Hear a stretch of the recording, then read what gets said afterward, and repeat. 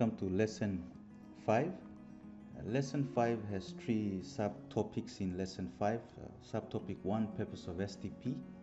Subtopic number 2, STP operations, and the last topic is on evolution of STP, where you look at how STP has evolved into various different modes. You have the PVST plus, you have PVST, you have the RPVST, and so on. Okay, so we begin off lesson 5 in this video, where I cover only subtopic 1 and talk about the purpose of STP. We look at common problems that are found in redundant layer 2 switch networks, and we talk about where does STP comes in, or what is the purpose of STP. Now, the key concept you need to pick up in this module 5 is the keyword redundancy. Okay, redundancy is an important part of hierarchical design in any network, and it's important is in the fact that it eliminates single points of failure and prevents disruption of network services to users. If you have a look at this network here, you can see that I have 2, 4, 6 switches. Now there are only 4 devices. This is just a demonstration of a basic way in which redundancy can allow you to eliminate a single point of failure. Say for example, switch number 3 failed. Okay, if switch number 3 fails, it brings down these 2 devices.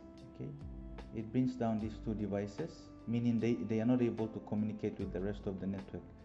But if switch 3 was connected to let's say this switch here, switch 2 and switch 1, and they were connected to a server, one of these devices, if they go down, they bring down the whole entire network, in a sense that there are no alternative paths available. Okay, and there is a single point of failure, so the failure of one device brings down an entire network. Now that's just one example. There are many examples you can find.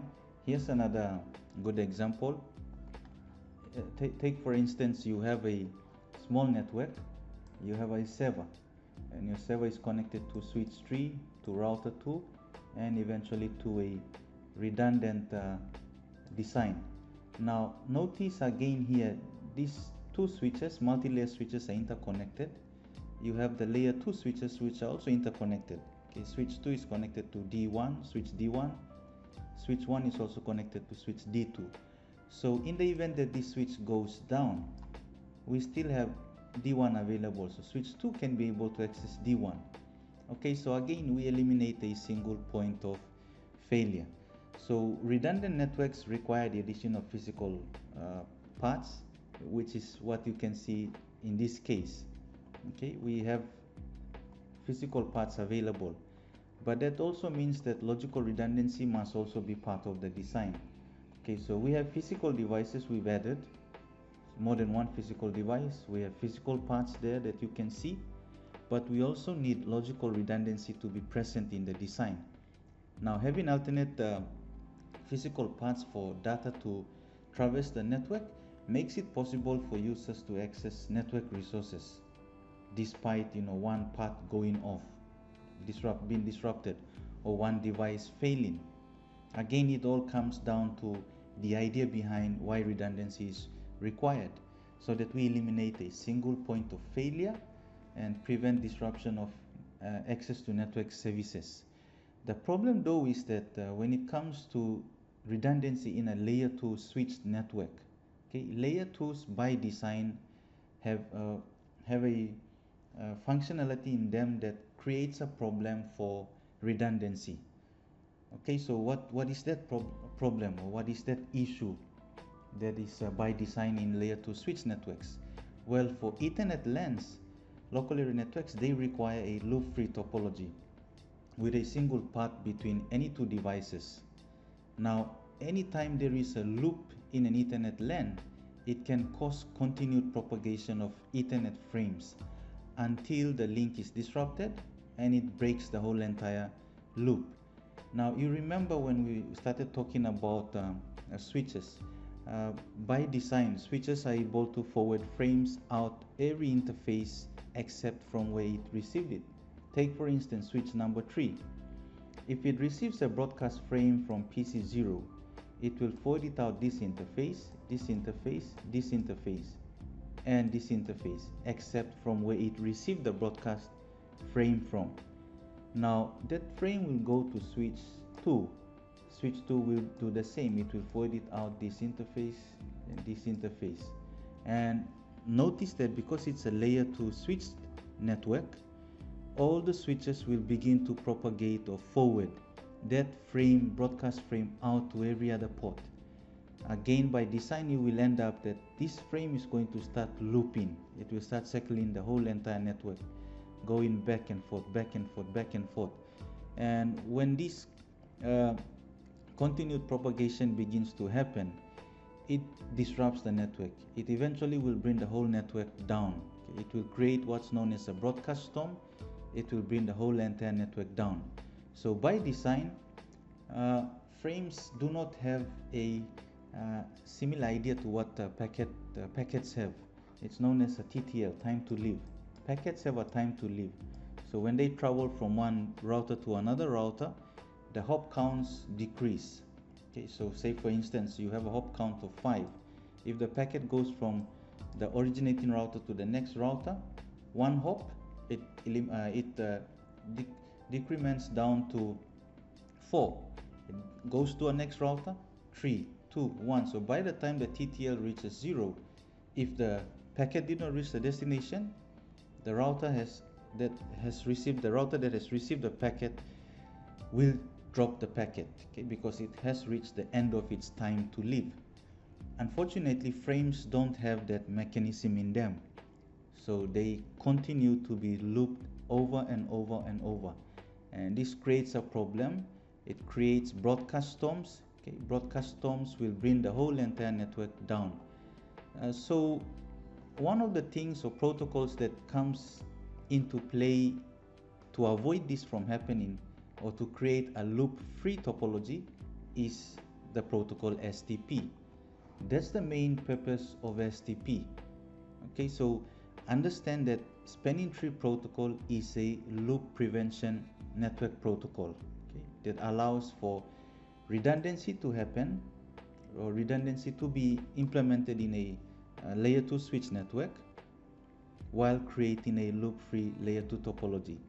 So you notice something here when you look at this network.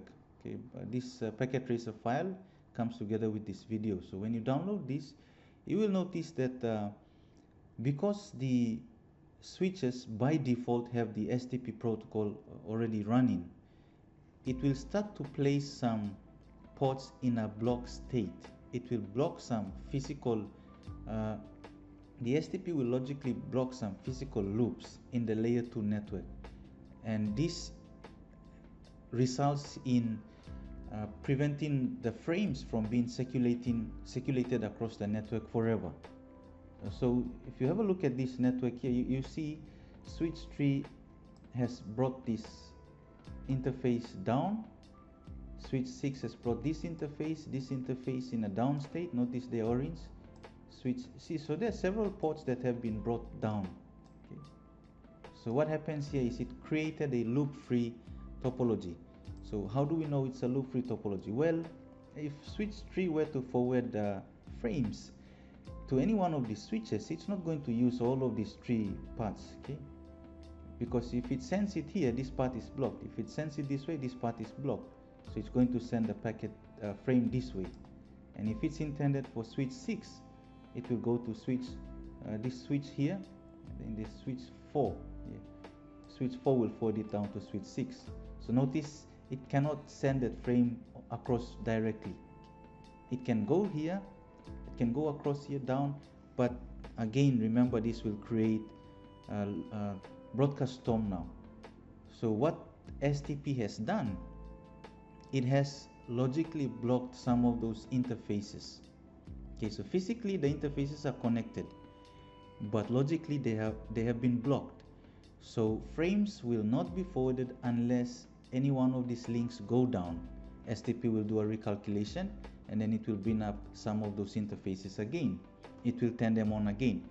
So STP compensates for a failure in the network by recalculating whenever there is a failure, recalculating and opening up previously blocked ports. So you see all of these blocked ports will be opened in case one of the links that are opened fails. STP will recalculate and then start opening up some of these blocked ports. So you see that in a way it logically blocks these ports. Physically they are open, they are connected, connection has been established, but logically they have been blocked, they don't receive frames. Okay, so when we start talking about STP, one of the key concepts you need to take note in the first part of this module is that understand what's the purpose of STP. A spanning tree protocol is intended to provide a loop-free topology in a layer 2 switch network. Okay, loop-free topology is still allowing for redundancy to happen in the network, but create a loop-free topology. So there are issues with redundant switch networks. We talked about these layer 2 Ethernet frames do not have that mechanism to recognize and eliminate endlessly looping frames, unlike IPv4 and IPv6 packets that have that TTL mechanism or hop count mechanism to limit the number of packets that traverse the network. Okay, once the packet reaches count limit reaches 0, packets are dropped. Frames don't have that mechanism, so that's where the protocol STP comes in. So without STP enabled, you will have layer 2 loops will form. Okay, it will cause broadcast, multicast, unknown unicast frames to just loop endlessly. Okay, so it's not just broadcast frames that will be looped. If PC0 is trying to communicate with a frame that it does not know where it's connected to, it will forward it to switch 3. Switch 3 is an unknown frame, so switch 3 is going to forward it out every other port again. So notice without STP you have these issues. Okay, layer 2 loops will form. These layer 2 loops will create broadcast storms, and then multicast and unknown unicast frames, they will also be looped endlessly, and this whole entire looping, creating a broadcast storms, brings down the network very quickly. Okay, so other problems that result due to STP not being enabled or not functional in the network is that you have MAC address table instability. Switches, remember, they learn and then they build their MAC address table. So if the frames are going to be propagated every now and then, your MAC address table is just going to change every now and then also. So it will be unstable. And when this continues to change and change, it creates a high CPU utilization in the switches, which makes the switch unable to now forward frames. Okay, so it creates a lot of problems. So STP is a very important protocol for the very purpose that we need redundancy in a network. Okay, we need redundancy. Redundancy allows us to eliminate a single point of failure and create multiple paths. But then we know that layer 2s, they have this problem. So what eliminates that problem? STP. Okay, STP comes in to try to eliminate this problem. Okay, so the spanning tree algorithm, spanning tree protocol is an interesting protocol. There are 4 basic steps that take place for STP to function. So in the next video, we will start looking at how the STP protocol works and what happens. But quickly, here are 3 important steps that you need to take note of. First of all, spanning tree protocol uses an algorithm. Okay? The first process that really happens here is when STP begins to function, it starts to identify and elect one single switch that's going to become a root bridge. Okay, so out of all of these switches, it will select one switch that will become a key, sort of key switch. Okay, it's a hierarchical structure, so it will select a key switch. That key switch will act as a reference point whereby all of the switches will now look at that switch. Okay, so it's like you have in the Prime Minister, and then you have the different members of parliament, different provincial members, they all look at the Prime Minister. The Prime Minister is the head of the Parliament House or something like that. Okay, I don't know if that analogy is the best analogy, but the idea is there. So the STP protocol, first thing that happens here is they elect a key switch that acts as a root bridge, and it serves as a reference point. So notice selecting a root bridge is step number 1.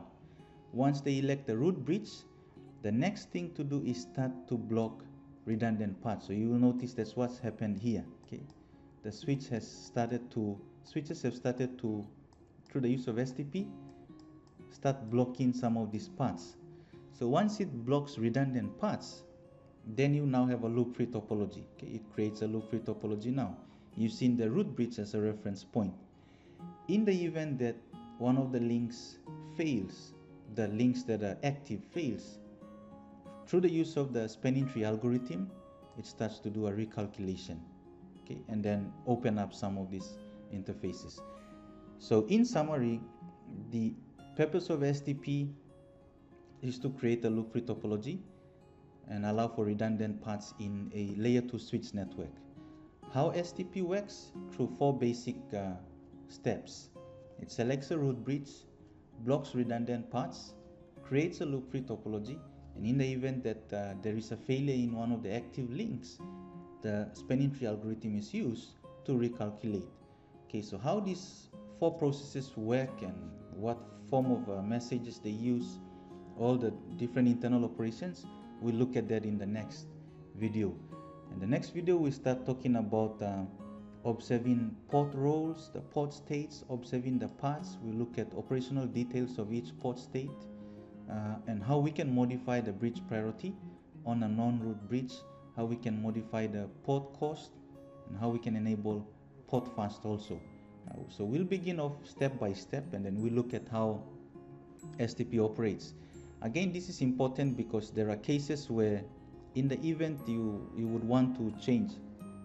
For instance, if you look at this network here, it's a simple network, but what if we wanted packets or frames rather to take this path and not go this way and then go up and across? Okay, so the way we want certain traffic to take a certain particular path depends on how we configure STP. Okay, STP is already in action by default, but we need to adjust and tweak a few things to modify how it's going to work. So that's where we look at that in the next lesson. This will also lead into the different evolutions of STP, PVST+, RPVST+, and so on. Okay, so I hope you picked up the main key idea in this lesson. Key point number 1 is that redundancy is very important. Redundancy allows, or is an important part of hierarchical design because it helps to eliminate a single point of failure and prevents disruption of network services to users. That's point number 1. Point number 2, however, redundancy cannot work in a layer 2 switch network because of the inherent design issues with switches. Switches have a problem where their MAC addresses, frames do not have a mechanism to be dropped when they reach a maximum limit. They just continue to be looped on and on in a switch network, and that's where STP comes in. STP comes in to block some paths to create a loop-free topology in a layer 2 switch network. How it does that? 4 processes, 4 steps. Select the root bridge, block redundant paths, create a loop-free topology, and recalculate in case of link failure. Okay,